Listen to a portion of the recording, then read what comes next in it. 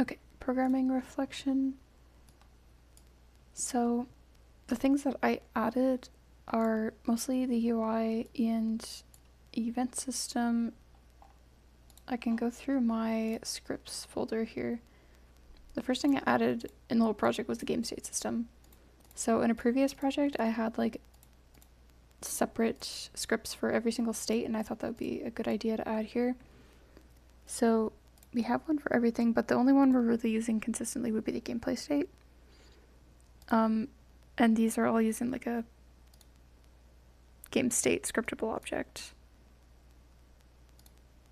So they all would have just a enter, exit, and update, and an ID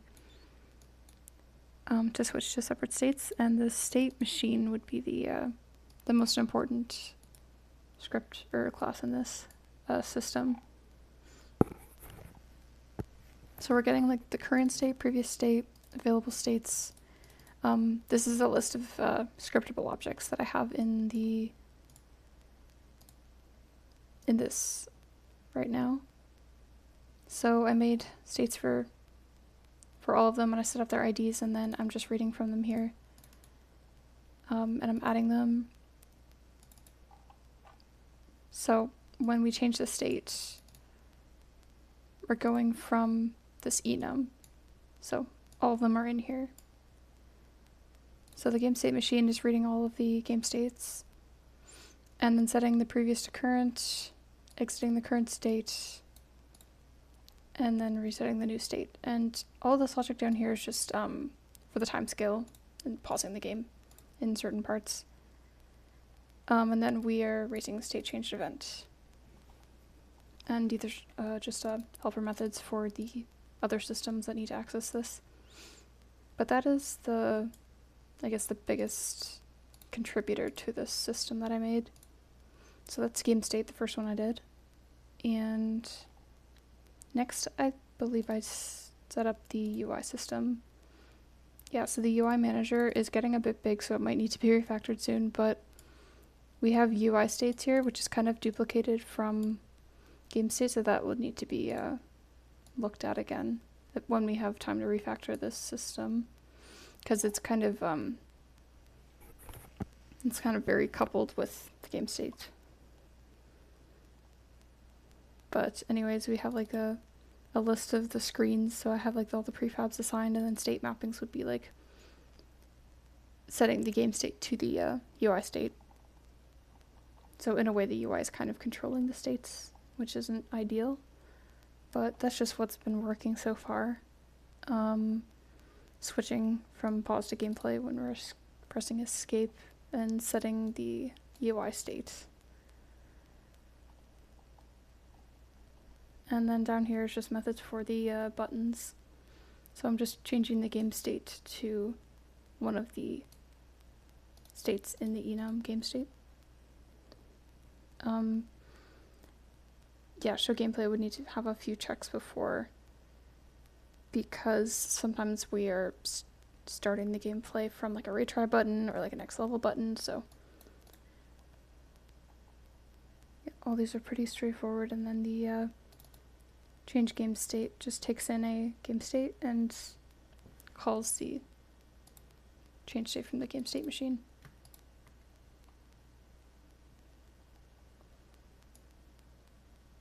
So essentially this is just the change state method from the previous class. So yeah, it's reliant on the game state machine, but it also has its own UI states, so it can get a bit messy. And I found that like I set up a lot of systems that were like small scripts, but just a lot of them, and I found that we aren't using a lot of them, but some of them that I think we aren't using, we are, and then I would delete it, and then stuff would break. So I think we need to meet about like, I guess, what exactly we want to keep in these systems, because I believe we're not using this at all, but it has our one reference, so we'll see. I guess staying on the theme of UI, I also did the action text. So this will appear when you pick up an item or when you have to hide. So like when you're near an interactable or when you're near an enemy, it says get a weapon because it checks if you have a weapon or not. And then hide. So the action text can be text, and it can also show an image or play a sound. Let me just turn this down. Yeah, it can show an image, play a sound, and yeah, it's essentially like a notification thing. A notification. Don't worry, the voice one's on a house. So I have like a sound that's playing, and then a image, and then text. So it's just a prefab with all those elements assigned to it.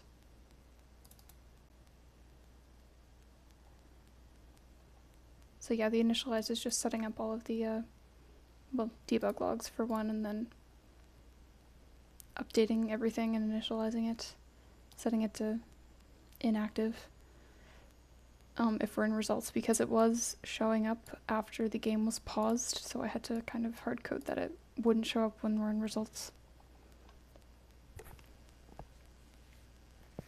Since I do have a coroutine to fade in and fade out.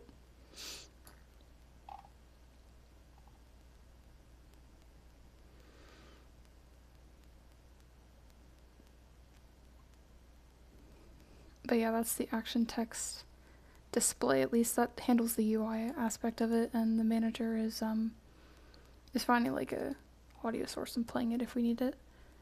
And handling like the fact that we only have one at a time sort of thing. Getting the canvas and displaying it. Yeah, this would be like calling the anime text on the action text.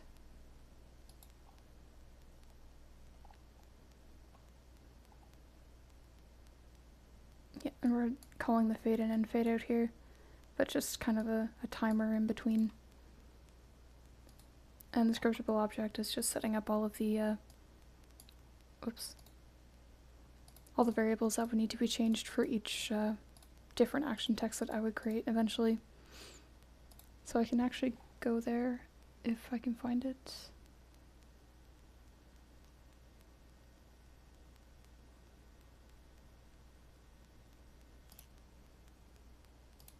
Yeah, there we go.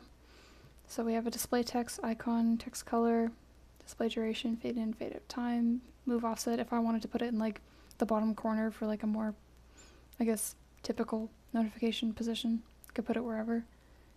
Sound effect that plays, show icon, show text. If I wanted to turn these on or off, I can.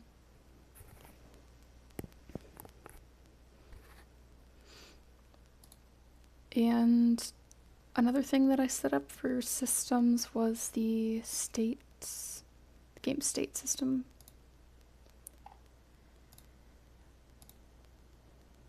Right, I did go over that. Oh, no, it's the event system, right.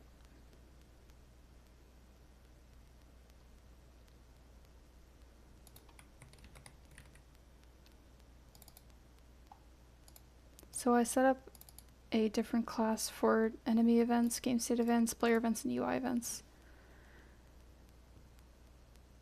So the one I'm using most often is probably player events.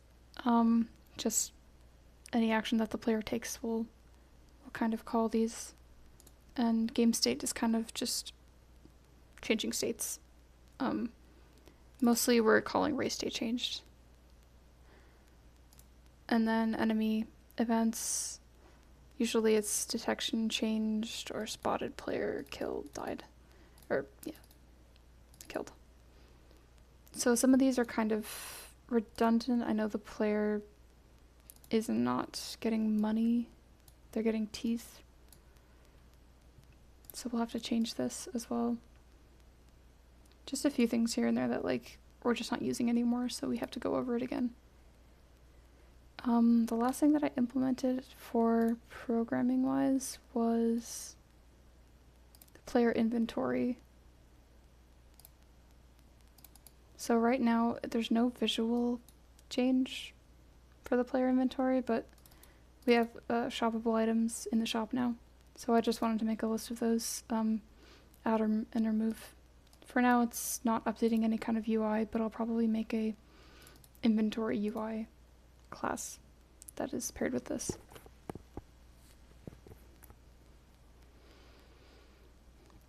As for like programming patterns that I used, I mostly just took from the singleton base and used the singleton pattern for like a lot of my persistent classes, I guess, like managers and all that we need to have stay in the game after you change scenes and all that.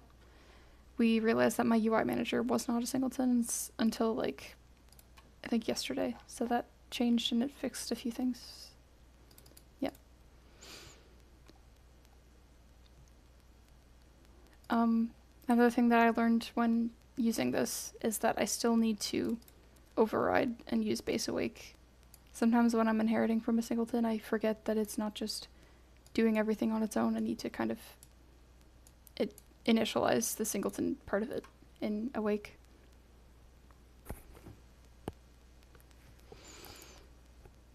And programming concepts, I guess like generic, not just classes, but like methods as well, I realized that we can start using. Especially in the state system, yeah. Because I saw somebody else's state system and they were using like some sort of generic method for like change state, and I thought that was pretty cool. So something that we could implement later, but not something that's implemented right now, is generic methods for base systems. But those are my contributions from prototype to first playable.